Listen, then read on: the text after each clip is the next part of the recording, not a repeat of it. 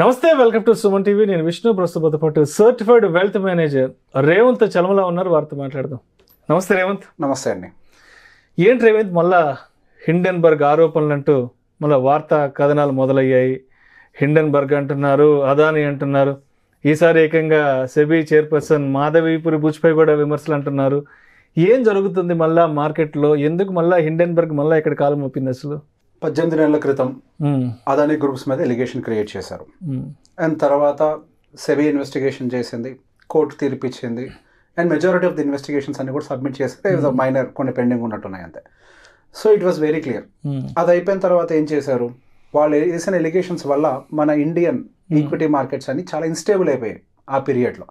So బేసిక్గా వాళ్ళు చేసిన ఎలిగేషన్స్కి అగేన్స్ట్గా వాళ్ళు షో కాస్ నోటీస్ మనకి సెబీ వాళ్ళకి ఇష్యూ చేయడం జరిగింది.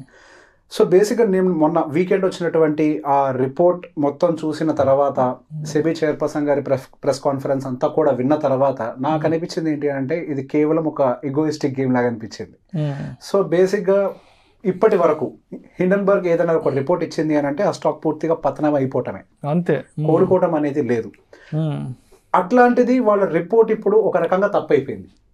వాళ్ళ రిపోర్ట్ తప్పుగా మారింది. అదొకటే కాకుండా షోకాస్ నోటీసులు వాళ్ళకి ఇచ్చారు. ఇప్పటి వరకు మా చరిత్రలో లేనిది ఒకటి జరిగింది. ఎటువంటి పరిస్థితుల్లో అయినా సరే మేము దీన్ని ప్రూవ్ చేసి తీరాలి, మార్కెట్స్ ని ఇన్స్టేబుల్ గా ఉంచాలి, మార్కెట్స్ ని కింద పడేయాలి.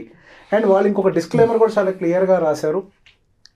మేము కానీ, మా ఎంప్లాయీస్ కానీ, మా క్లయింట్స్ కానీ అందరూ కూడా షార్ట్ పొజిషన్స్ ని మెయింటైన్ చేస్తున్నాము అని చెప్పి. సో బేసిక్ గా హిండెన్బర్గ్ పని ఏంటి, ఎలిగేషన్స్ క్రియేట్ చేయడం, ఆ రిపోర్ట్ బయటకి ఇచ్చే ముందే షార్ట్ పొజిషన్స్ ని క్రియేట్ చేసేవాళ్ళు, రైట్. సో ఎప్పుడైతే ఆ రిపోర్ట్ బయటకు వస్తుందో పబ్లిక్ లో, మార్కెట్ లో అంత పానిక్ క్రియేట్ అవుతుంది, మార్కెట్ కిందకు వస్తుంది. ఆ పర్టికులర్ కంపెనీ అయితే కంప్లీట్ గా కిందకి పడిపోవడం జరుగుతూ ఉంటుంది. మనం రీసెంట్ గా మనకు అదానీ గ్రూప్ లో కూడా స్టాక్స్ పతనం దాదాపు 50-60% పతనం అయిపోయినాయి ఇన్ 18 months బ్యాక్. అండ్ తర్వాత మొత్తం రికవర్ అయిపోయింది. సో బేసిక్ గా ఇప్పటి వరకు వాళ్ళ హిస్టరీలో లేనిది ఒక రకంగా కొత్తగా జరిగింది వాళ్ళకి. సో దాంతో వాళ్ళు డైరెక్ట్ గా సెబీని అటాక్ చేయడం మొదలు పెట్టారు.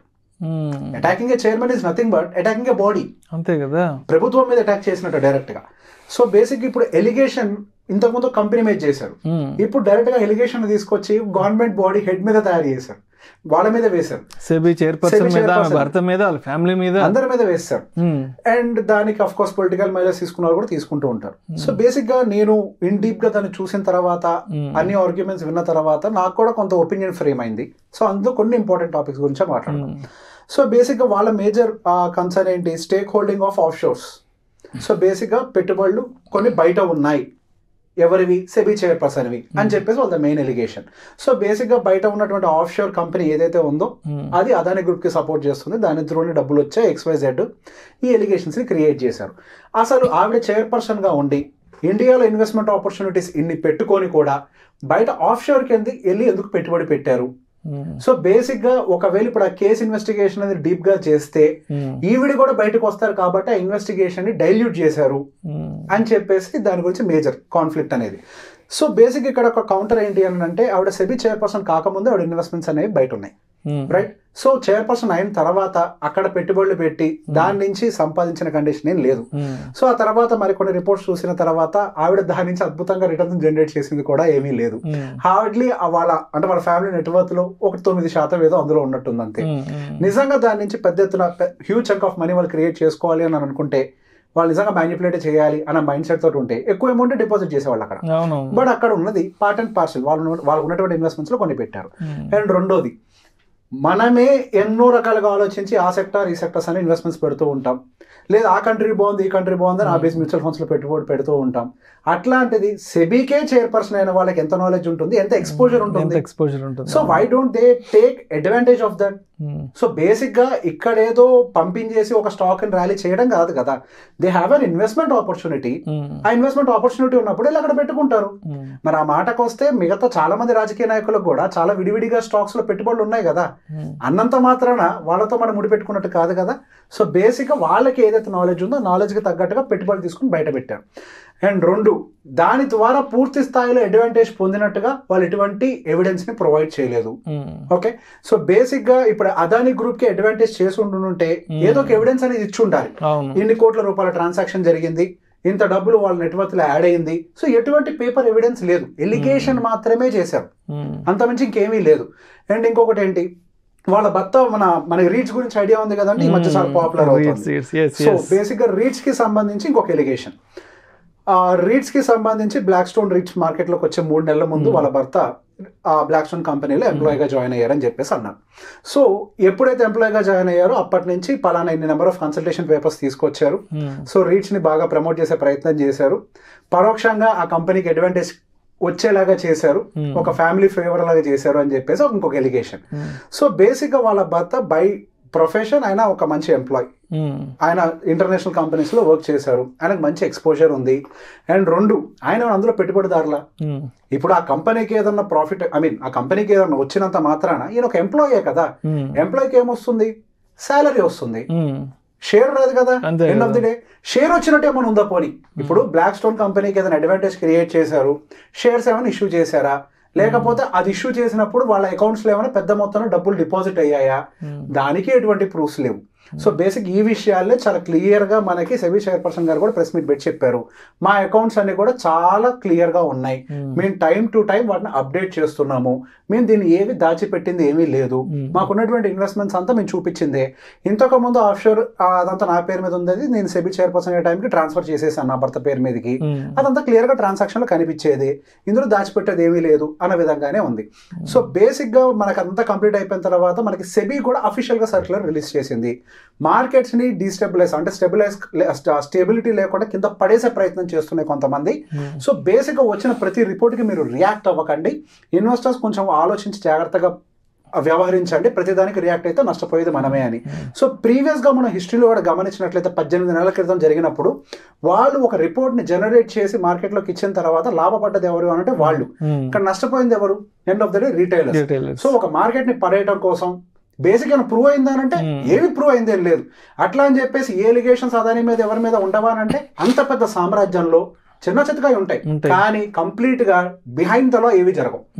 ఖచ్చితంగా ప్రతి ఒక్కళ్ళు అకార్డింగ్ టు ద లానే చేసుకుంటూ పోవాలి. చిన్న చిత్తగా పొరపాట్లు ఎక్కడ ఉండొచ్చు, లేవో ఉన్నాయి, అది ఎవరికి తెలియదు, only God knows. Okay, so basic ఇట్లాంటివన్నీ రెగ్యులర్ గా ఉండేవే, కానీ బియాండ్ ద లా ఏది చేయడానికి కుదరదు. బియాండ్ ద లా చేసి ఫైనాన్స్ మినిస్టర్లుగా చేసి జైలుకి వెళ్ళిన వాళ్ళు లేరా, ఉన్నాయి కదా చరిత్రలు కూడా. సో బేసిక్ గా ఈ రోజు కాకపోతే రేపైనా కానీ జైలుకి వెళ్తారు కదా. సో బిహైండ్ ద లా ఏవి జరగడానికి లేదు, అవకాశం లేదు. సో బేసిక్ కొంత డెఫినెట్ గా ఫేవరబుల్ గవర్నమెంట్ మీకు ఉంటే, మీకు అనుకూల గవర్నమెంట్ ఉంటే కాంట్రాక్టర్ వెళ్ళి తెచ్చుకుంటాడు కదా కాంట్రాక్ట్, అవేనా జరిగితే జరగచ్చు, కానీ బిహైండ్ ద లా జరగడానికి అవకాశాలు లేవు. Nothing is proven. So basic గా ఏదున్నా కానీ ఇన్వెస్టిగేషన్ చేసుకుంటారు, investigation part and parcel of it జరుగుతుంది. అండ్ ఈ రోజు మన మార్కెట్ కూడా గమనించినట్లయితే ఆ రిపోర్ట్ కి అసలు మార్కెట్ వెయిటేజ్ ఇవ్వలేదు, మార్కెట్ అసలు రియాక్ట్ అవ్వలేదు. ఇన్ఫాక్ట్ ఒక రకంగా చెప్పాలి అని అంటే మార్కెట్ చాలా టైం వరకు కూడా గ్రీన్ లోనే ఉంది, మెజారిటీ ఆఫ్ ద టైం కూడా క్లోజింగ్ కూడా స్లైట్లీ గ్రీన్ లోనే చేసింది. సో బేసిక్ గా మార్కెట్ దానికి వెయిటేజ్ ఇవ్వడం మానేసింది. ఎప్పుడైతే అదాని మీద వాళ్ళు ఎలిగేషన్ క్రియేట్ చేసిన తర్వాత సుప్రీం కోర్టు అది తప్పు అని కొట్టేసిందో, హిండెన్బర్గ్ మీద ఒక విశ్వాసం అనేది పోయింది. ఒక రకంగా దాని వల్ల వాళ్ళకి ఈగో హట్ అయింది. ఒక రకంగా ఇది ఒక ఈగో హట్ అవటం వల్ల జరిగిన పరిణామంలాగా కనిపిస్తుంది, కానీ ఏది కూడా పేపర్ ఎవిడెన్స్ తోటి రాలేదు. కోర్ట్స్ దేని మీద పనిచేస్తాయి, మీరేసే ఎలిగేషన్ మీద పనిచేస్తుందా? కోర్టు దేని మీద పనిచేస్తుంది, సాక్ష్యాలు కావాలి, పేపర్ ఎవిడెన్స్ ఉందా? ఏదన్నా ఎలిగేషన్ ఏముందండి, నేను ఒక మాట చెప్తా, విష్ణు గారు అది, విష్ణు గారు ఇదని అయిపోద్దా, నా మీద ఒకళ్ళు వేస్తారు అయిపోతుందా? కాదు కదా. ఎలిగేషన్ ఏముంది, నేలకున్న ప్రతి ఒక్కరు మాట్లాడేస్తారు, అంతే కదా. పేపర్ ఎవిడెన్స్ లేకుండా ఏది కూడా ప్రూవ్ కాదు. హిండెన్బర్గ్ రియాక్షన్స్ అనేవి మార్కెట్ లో కనిపించే అవకాశం లేదు. అదాని స్టాక్స్ కొద్దిగా రియాక్ట్ అయ్యే, మార్నింగ్ 5 to 6, 7% పడ్డాయి, కానీ మొత్తం రికవర్ అయిపోయి ఆల్మోస్ట్ -1-2% లో సెటిల్ అయిపోయాయి ఇమీడియట్ గా సేమ్ డే లోనే. అండ్ ఇంకొకటి కూడా ఏంటి అని అంటే, డెఫినెట్ గా మనకి అది ఇంటర్నల్ గా కొంతమందికి కూడా ఐడియా ఉంటుంది. మనం ఎలక్షన్ టైం నుంచి గమనిస్తే Adani stocks already below levels లోనే ఉన్నాయి, అదాని స్టాక్స్ ఆల్రెడీ సెల్లింగ్ లోనే ఉన్నాయి. ఇన్ఫాక్ట్ అదాని స్టాక్స్ మన మార్కెట్ ర్యాలీ, ఎలక్షన్ రిజల్ట్స్ తర్వాత జరిగిన ర్యాలీలో అదాని స్టాక్స్ పార్టిసిపేటే చేయలేదు. దాదాపుగా అదాని ఎంటర్ప్రైజ్ అయితే -15% లో ఉంది. సో బేసిక్ గా వాళ్ళు ఏదైనా ఎవిడెన్స్ ప్రొవైడ్ చేయాలి అని అంటే ఇన్సైడ్ నుంచే ఇన్ఫర్మేషన్ లీక్ అవ్వాలి. సో వీళ్ళు కూడా ఇక్కడ కూడా ఎవరో స్టాక్ మేబీ డెఫినెట్ గా ఇక్కడ నుంచి ఇన్ఫర్మేషన్ బయటకు వెళ్తారు. సో ఇక్కడ కూడా షార్ట్ పొజిషన్స్ క్రియేట్ చేసి పెట్టుకున్నారు. ఒక రకంగా షార్ట్ పొజిషన్స్ క్రియేట్ చేసుకున్న వాళ్ళందరికీ ఈరోజు ఇండియన్ మార్కెట్స్ అయితే మంచి బుద్ధి చెప్పినట్టు కనిపిస్తుంది. సో మొత్తానికి మన మార్కెట్లకు వచ్చిన ఇబ్బంది ఏం లేదు, ప్రస్తుతానికి అయితే ఎటువంటి ఇబ్బందులు కనపడట్లేదు. ఏదైనా ఉంటే పేపర్ ఎవిడెన్స్ ఉండాలి, జస్ట్ ఎలిగేషన్ క్రియేట్ చేయడానికి అయితే ఏమి పనికిరాదు. సో మొత్తానికి టీ కప్పుల తుఫాన్ లాంటిది అంతే. యాక్చువల్గా తుఫాన్ కూడా ఏం లేదండి. తుఫాను కూడా ఏం లేదు. వర్షం వచ్చే ముందు ఒక చిరుగాలు వచ్చిపోతుంది చూసారా, జస్ట్ వీకెండ్ లో అట్లాంటిది ఒకటి జరిగింది. వీకెండ్ అందరికి మంచి టైం పాస్, వీకెండ్ లో జరిగింది. ఎగ్జాక్ట్ వీకెండ్ లో అందరూ మాట్లాడుకోవడానికి మంచి టాపిక్ దొరికింది, అంతే, అంతకుమించి ఏం లేదు. Right right right right. Thank you so much Revanth. Thank you అండి.